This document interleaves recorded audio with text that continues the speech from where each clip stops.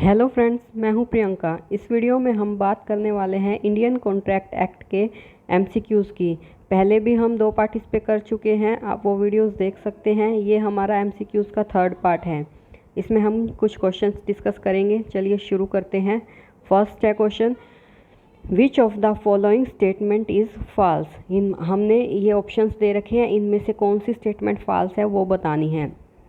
Consideration क्या होता है? Consideration must move at the desire of the promisor. Second है may move from any person. Third must be illusory. और fourth है must be of some value. तो देखिए consideration के केस में क्या होता है, इसकी वैल्यू भी होनी चाहिए, कोई ना कोई वैल्यू होगी जब भी वो कंसीडरेशन होगा। और मूव हो सकता है प्रोमिसर की डिज़ायर पे, ये भी सही है।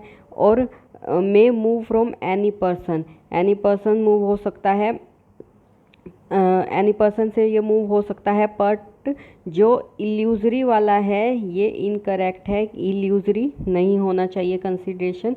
तो यहाँ पर हमें इनकरेक्ट बताना था, यानी फॉल्स बताना था। तो सी ऑप्शन है वो हमारा यहाँ पर फॉल्स होगा, कंसीडरेशन इल्यूजरी नहीं हो सकता। राइट आंसर हो जाएगा option number C. Next question है, consideration must move at the desire of. अभी पीछे क्वेश्चन में हमने पढ़ा था कंसीडरेशन मूव हो सकता है डिज़ायर, किसकी डिज़ायर पे? A promisor, B promisee, C any other person या D any of this.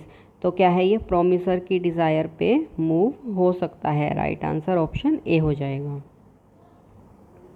Third है कंसीडरेशन में बी। कंसीडरेशन क्या पास्ट हो सकता है, प्रेजेंट हो सकता है, फ्यूचर हो सकता है या फिर ये तीनों हो सकता है? तो कंसीडरेशन कैसा भी हो सकता है, पास्ट हो, प्रेजेंट हो, फ्यूचर हो। इसमें से ऑल ऑफ दिस सही हो जाएगा। Right answer option number D. Fourth question है, consideration in simple term means. Simple terms में कंसीडरेशन क्या होता है? A anything in return, B something in return, C everything in return या फिर डी नथिंग इन रिटर्न। तो देखिए consideration क्या होना चाहिए? समथिंग इन रिटर्न, यानी बदले में कुछ ना कुछ मिल रहा है, वो कंसीडरेशन कहलाता है। तो हो जाएगा right answer option number B.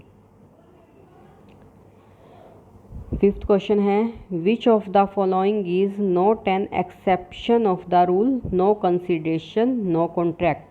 तो जो ये रूल है कि नो कंसीडरेशन नो कॉन्ट्रैक्ट, यानी कि कंसीडरेशन नहीं तो होगा तो कॉन्ट्रैक्ट भी नहीं होगा, हमें उसमें से कौन सा इसका एक्सेप्शन नहीं है, यानी कि कौन सा इस रूल के ऊपर सही बैठता है वो वाला बताना है।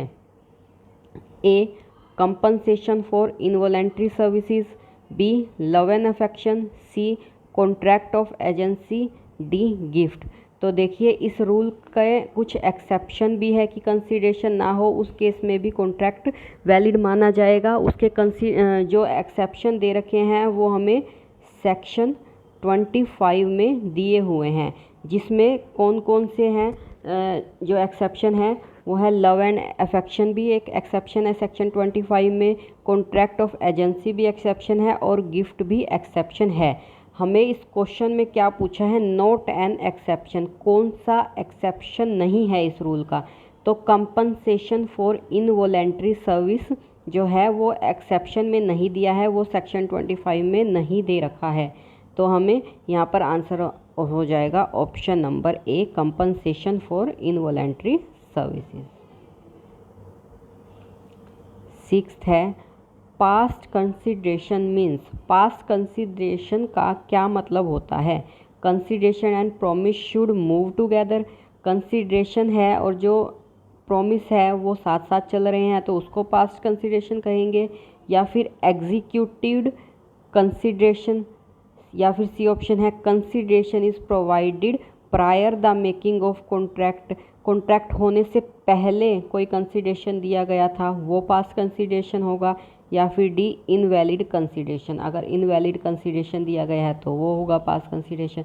तो देखिए पास्ट कंसीडरेशन का मतलब नाम से ही समझ आ रहा है कि अगर कॉन्ट्रैक्ट होने से पहले कोई कंसीडरेशन प्रोवाइड किया गया था तो वो पास्ट कंसीडरेशन कहलाता है। तो right answer option number C हो जाएगा यहाँ पर। 7th है a contract without consideration under section 25 is. वैसे तो जनरल रूल क्या होता है कि अगर कोई कॉन्ट्रैक्ट हुआ है बिना कंसिडरेशन के तो वो वॉइड होता है, पर सेक्शन 25 जो है वो इस रूल का एक्सेप्शन दिया गया है। उसमें कुछ केसेस ऐसे दिए गए हैं कि जिसमें अगर कंसिडरेशन नहीं दिया है तो भी कॉन्ट्रैक्ट जो है वैलिड माना जाता है। तो यहाँ पर यही पूछा जा रहा है कि सेक्शन 25 के अकॉर्डिंग कंसिडरेशन के बिना कॉन्ट्रैक्ट क्या होता है, वॉइड होता है, वॉइडेबल होता है, वैलिड होता है, इलीगल होता है। तो सेक्शन 25 में कुछ केसेस हैं जिसमें क्या है, कॉन्ट्रैक्ट जो है बिना कंसिडरेशन भी वैलिड होता है। तो right answer option number C हो जाएगा, सेक्शन 25 के अकॉर्डिंग वैलिड होता है। 8th है ordinarily a minor's agreement is. Minor से किया गया यानी कि जो भी 18 साल से कम का है पर्सन, उसके साथ किया गया कोई भी एग्रीमेंट क्या होता है, A void ab initio, B voidable, C valid या फिर डी अनलॉफुल। तो ये वॉइड एब इनिशियो होता है, यानी शुरुआत से ही ये वॉइड होता है। तो राइट आंसर हो जाएगा A void ab initio. 9th है consent is not said to be free when it is caused by. Consent को फ्री कब नहीं माना जाएगा, ए कोजन के केस में, बी अनड्यू इन्फ्लुएंस के केस में, सी फ्रॉड के केस में या फिर डी ऑल ऑफ दिस। तो तीनों ही केसों में क्या है, तीनों केसेस में अगर कोई भी जो है कंसेंट ली गई है, चाहे कोजन से ली गई है, अनड्यू इन्फ्लुएंस से या कोई फ्रॉड से, तो वो हमेशा ही जो है नॉट फ्री होती है। यहाँ पर आंसर हो जाएगा D all of these. 10th है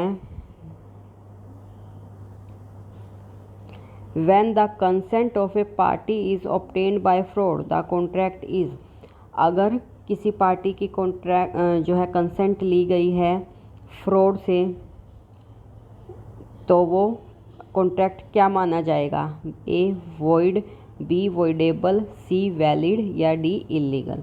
तो अगर फ्रॉड से ली गई है कोई किसी की कंसेंट तो वो वॉइडेबल माना जाएगा, यानी जिसकी कंसेंट फ्री नहीं है, अगर वो कहता है उसे वॉइडेबल करना चाहता है तो उसको वो कर सकता है, ये वॉइडेबल यहाँ पर आंसर हो जाएगा ऑप्शन नंबर बी। तो इस वीडियो के लिए इतने ही क्वेश्चंस थे। आई होप ये सभी पॉइंट आपको समझ में आए होंगे। सेक्शन 25 का मेन यहाँ पे था, ये सेक्शन 25 में कौन कौन से केसेस आते हैं वो सब मैं आपको अलग से वीडियो बनाकर वहाँ पर अच्छे से समझा दूँगी कि कौन कौन से पॉइंट जो हैं सेक्शन 25 के अंदर आते हैं। और ये सभी क्वेश्चंस जो थे वो कंसिडरेशन पे थे कि कंसिडरेशन किस किस केस में फ्री होती है, कंसिडरेशन के लिए कौन कौन से पॉइंट्स होते हैं, कौन से हैं, कब वैलिड होती है, कब वॉइड होती है, वो सब जो है इन क्वेश्चंस के थ्रू प्रैक्टिस आप कर सकते हैं। नेक्स्ट वीडियो में और टॉपिक्स पे जो है MCQs लेकर आऊँगी। फ़िलहाल के लिए इतना ही। वीडियो अच्छी लगी हो तो लाइक करें, शेयर करें। Thank you so much.